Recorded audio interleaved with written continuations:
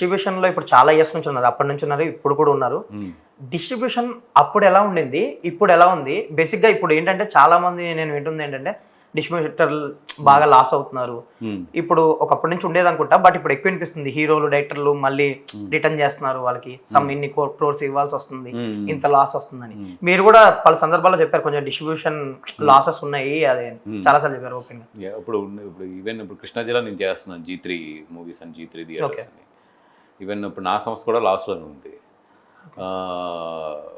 ఎందుకంటే ఇప్పుడు total theatres incomes అనేది మారిపోయినాయి. ఇప్పుడు ఈవెన్ పెద్ద పెద్ద సంస్థలు కూడా థియేటర్స్ వదిలేస్తున్నాయి. బికాజ్ ఒక టైంలో ఏంటంటే థియేటర్స్ని తీసుకుని వాటిని డెవలప్ చేసి సో దట్ దాని నుంచి ఇప్పుడు ఆ టౌన్స్లో షేర్స్ పెరగడం, ఇట్లాగేంటంటే కొంతమంది థియేటర్స్ని బాగా తయారు చేశారు.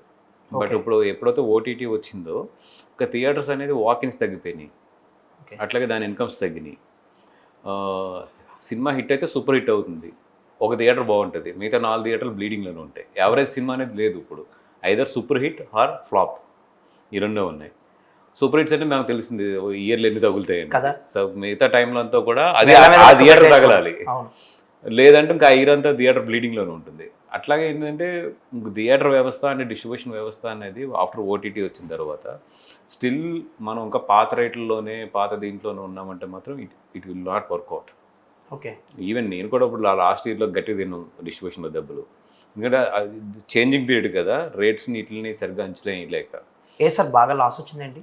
అవునండి, లాస్ట్ 2 years బాగా లాస్ వచ్చినాయి మాకు డిస్ట్రిబ్యూషన్స్లో కానీ థియేటర్స్లో కానీ. అంటే మెయిన్ పర్టికులర్గా ఒక సినిమా అనేది ఏదైనా ఉందా?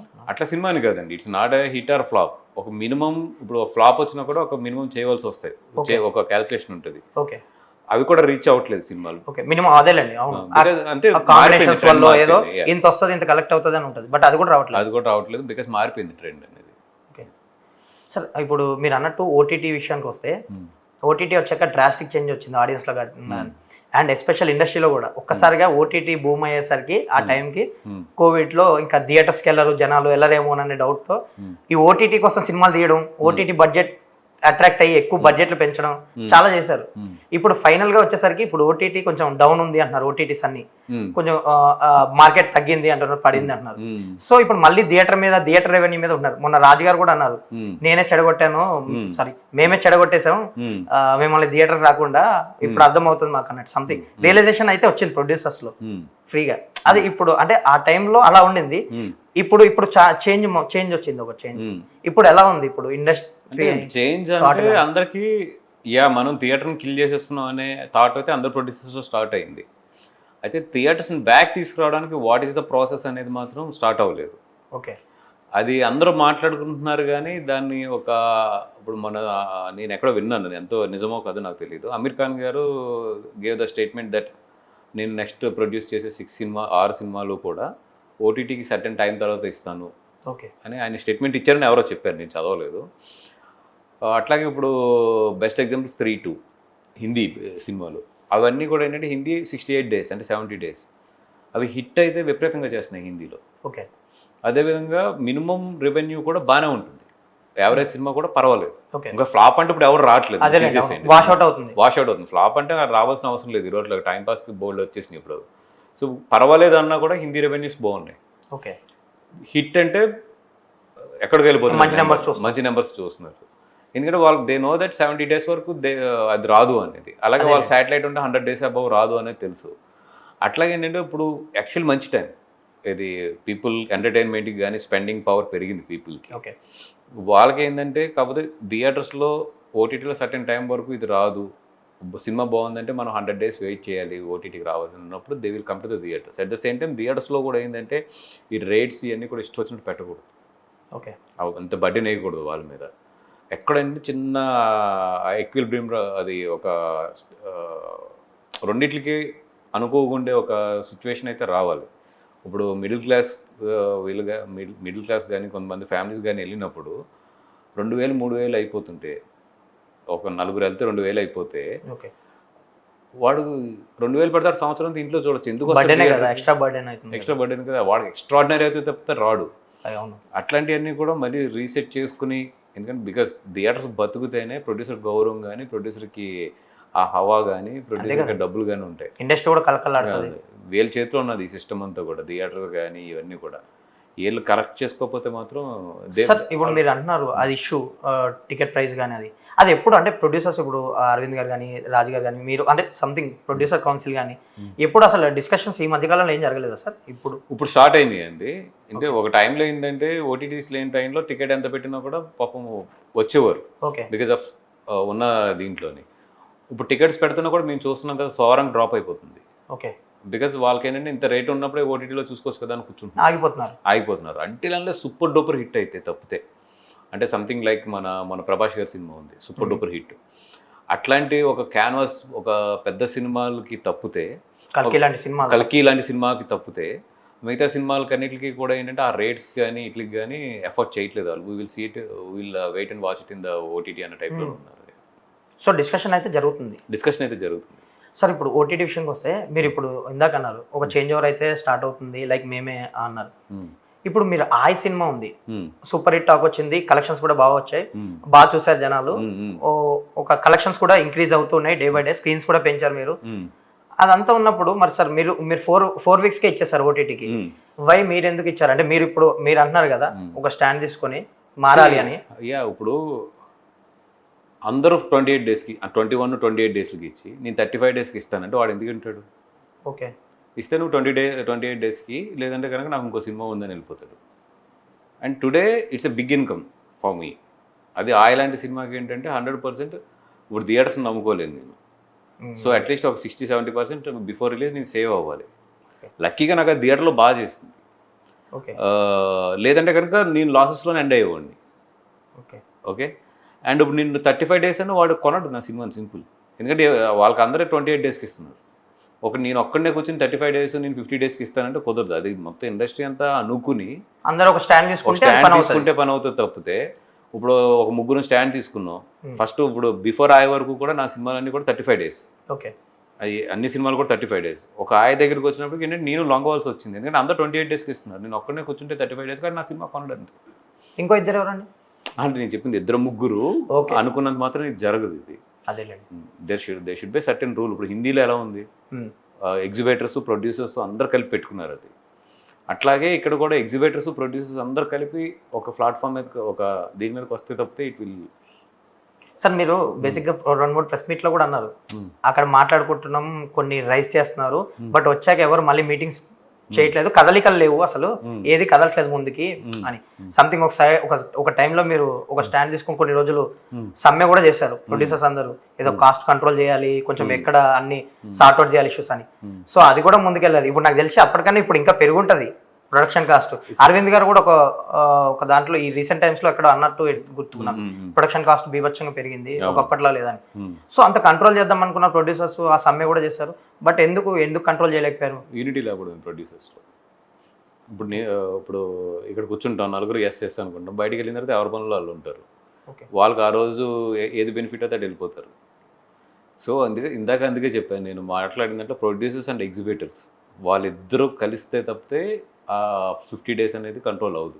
సార్ ఇప్పుడు అరవింద్ గారు, రాజు గారు, సురేష్ బాబు గారు తలుచుకుంటే అయిపోతుంది కదా. సో వాళ్ళు అరవింద్ గారు ఎందుకు ముందుకు వెళ్ళట్లేదు? అరవింద్ గారు, సురేష్ బాబు గారు, రాజు గారు వీళ్ళందరూ పెద్దలు మాట చెప్తారు. ఓకే, బట్ వాళ్ళు ప్రతి ప్రొడ్యూసర్ ఆఫీస్లో కూర్చుని వాళ్ళు పని చేయలేరు కదా. సో వాళ్ళు చెప్పినంత మాత్రాన్ని వీళ్ళు ఎవరు ఆగరు ఇక్కడ. అది వాళ్ళు ఎవరెవరు బెనిఫిట్స్ వచ్చినప్పటికి ఒక్క రూల్ తప్పినా కూడా అయిపోతుంది ఇక్కడ. అదేంటండి. అండ్ రెండోది ఏంటంటే నీ సంవత్సరం ఈ 20 years ఆఫ్ ఎక్స్పీరియన్స్లో నేను వీళ్ళందరూ ప్రొడ్యూసర్స్ అందరినీ చూసింది ఏంటంటే 2 తరాలు చూశాను. అవునండి, అవును. తరాలు చూసినప్పుడు ఏంటంటే అప్పుడు ఎలా ఉంటాయో చిన్నవి ఇప్పుడు అలాగే ఉంటాయి. అదేలేండి. ఇప్పుడు 10 మంది కూర్చొని మాట్లాడితే ఒకడికి నచ్చదు ఎవడికో, ఆడు ఇదేంటి అని వెళ్తాడు బయటికి, ఆడు బ్రేక్ చేస్తాడు, అయిపోయింది అంతే. ఇరు వరకు ఏంటంటే రూల్స్ కొంచెం గట్టిగా ఉండి పబ్లిసిటీ విషయాల్లో కానీ ఇట్లో కానీ ఫైన్లు వేయడం కానీ అట్లాగా, అండ్ చాలా స్ట్రాంగ్ ఉండేది ప్రొడ్యూసర్ బాడీ కానీ ఇది కానీ. ఇప్పుడు ఏంటంటే స్టేక్స్ పెరిగిపోయినాయి.